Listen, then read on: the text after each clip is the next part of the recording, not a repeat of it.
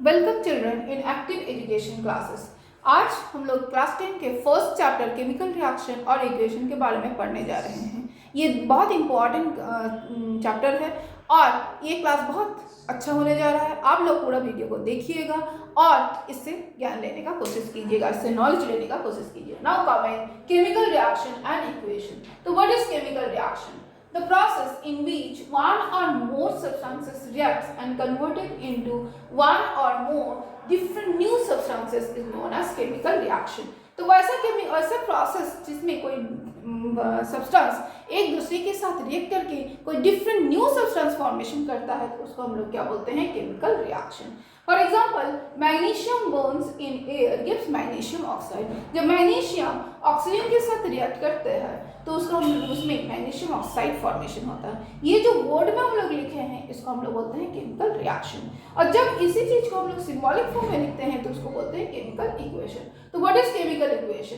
The symbolic representation of chemical reaction is known as chemical equation. जब किसी chemical reaction को symbolic form में represent करते हैं तो उसको हम लोग केमिकल इक्वेशन बोलते हैं। फॉर एग्जाम्पल, जैसे मैग्नीशियम बर्न्स करता है किसके प्रेजेंस में? एयर के प्रेजेंस में। बट एयर में बहुत सारा गैस रहता है जो किसी भी सब्सटेंस के जो मेटल के साथ नहीं रिएक्ट करता है, सिर्फ ऑक्सीजन ही बर्न करने के समय किसी सब्सटेंस के साथ रिएक्ट करता है। इसलिए हम लोग लिखेंगे मैग्नीशियम जब ऑक्सीजन के साथ रिएक्ट करेगा तो बनेगा मैग्नीशियम ऑक्साइड। आप लोग याद रखिएगा, एयर में बहुत सारा गैस होता है लेकिन बर्निंग प्रोसेस में सिर्फ ऑक्सीजन ही किसी सब्सटेंस के साथ रिएक्ट करता है। सिमिलरली मैग्नीशियम जब ऑक्सीजन के साथ रिएक्ट करेगा तो देगा magnesium oxide.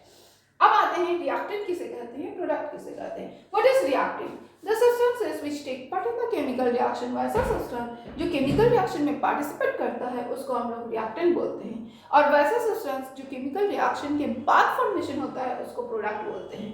For example, magnesium जब ऑक्सीजन के साथ रिएक्ट किया तो मैग्नीशियम और ऑक्सीजन ये दोनों हो गया रिएक्टेंट और मैग्नीशियम ऑक्साइड जो हो गया वो हो गया प्रोडक्ट। तो इसमें मैग्नीशियम ऑक्सीजन रिएक्टेंट और मैग्नीशियम ऑक्साइड प्रोडक्ट है। देखते हैं बैलेंस केमिकल इक्वेशन क्या होता है। तो बैलेंस हम लोग इक्वेशन देख लिए हैं, जब किस तरह से हम लोग इक्वेशन लिखते हैं, जो इक्वेशन होता है उसको हम लोग बोलते हैं स्केलेटन इक्वेशन। लेकिन जब किसी इक्वेशन में number of atoms of the elements of reactant is equal to the number of atoms of the element of the product same होता है तो उसको हम लोग बोलते हैं बैलेंस्ड केमिकल इक्वेशन। अब लोगों को समझ में नहीं आया, आते हैं समझते हैं। इसका मतलब क्या होता है? The number of atoms of the elements of left hand side means reacting और right hand side means product. जो जब किसी भी number of atoms of the elements of left hand side is equal to the number of atoms of the right hand side equal होता है तो उसको हम लोग बोलते हैं बैलेंस्ड केमिकल इक्वेशन। और in other words we can say the number of the chemical equation in which the number of atoms of the elements of the reactant is equal to the number of atoms of the elements of the product is known as balanced chemical equation। आते हैं example के साथ समझते हैं।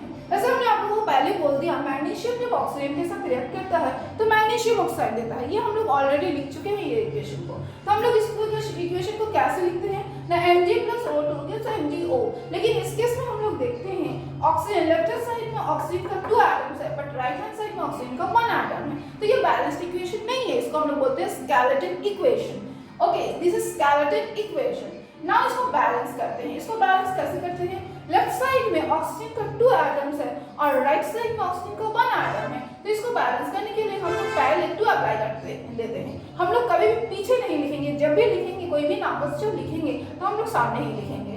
और ये 2 magnesium के लिए भी है और ऑक्सीजन के लिए भी है। सो मैग्नीशियम का 2 एटम्स हो गया, इस 2 एटम को हम लोग यहाँ लिख देते हैं। Similarly in the next equation nitrogen react with hydrogen gives NH3, this is known as ammonia. तो इसमें नाइट्रोजन का 2 एटम है, हाइड्रोजन का 2 एटम्स है, और ये नाइट्रोजन का 2 एटम बैलेंस करने के लिए हम लोग यहाँ 2 लगा देते हैं। तो नाइट्रोजन का 2 एटम हो जाता है लेकिन हाइड्रोजन 6 एटम हो जाता है। इसको बैलेंस करने के लिए हम लोग हाइड्रोजन के सामने 3 अप्लाई करते हैं। Now our equation is balanced. This type की इक्वेशन को हम लोग बोलते हैं बैलेंस्ड केमिकल इक्वेशन, और जो हमने पहले इक्वेशन लिखा था उसको हम लोग बोलते हैं स्केलेटन इक्वेशन।